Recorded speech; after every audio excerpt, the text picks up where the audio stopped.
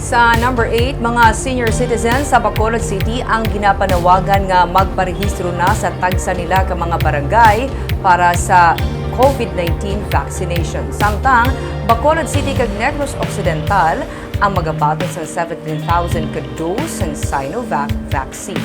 Yaring report ni Marty Go. Ang mga senior citizens ang ikaduha sa priority list sang gobyerno sa mga hatagan sang bakuna para sa COVID-19.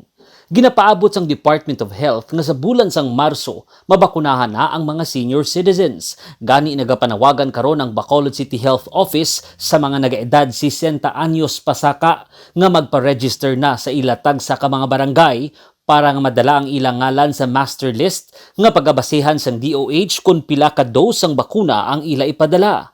Magluwas sa mga nagapamalay-balay nga barangay representatives, mahimo man magkadto sa barangay hall para magparehistro. Magkadto kita sa aton mga barangay hall para magpalista sa aton nga master listing para sa COVID vaccination naton, no. So bisan ka duwa-duwa ka pa, bisan ka pang hindi ka subong, pasi sa tion nga magabot ng vaccine, mag-roll out na, maglain imo paminsar kang gusto mo na mapabakuna.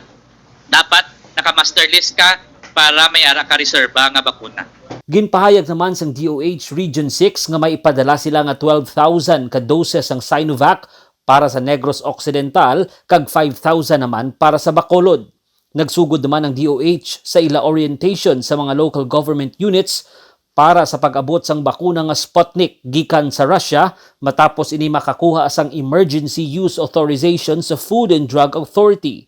Bangod sang liwat nga pagsaka sang kaso sang COVID-19 sa Bacolod City, nagapanawagan ang CHO sa publiko nga likawan na lang anay ang paglagaw sa Semana Santa. Aton nga simbahan hatag sa aton nga mga online nga mga activities para sa pagsaulog sa aton nga Holy Week, no. So mas maayo gid nga safe kita kag samtang pamalandong kita aton nga dumdumon ang mga aton mga utod nga naggrabe tungod sa COVID. Base sa records ng DOH, ang Bacolod ang may 19 ka bag-o nga kaso sang COVID-19 kahapon kag 18 naman sa Negros Occidental.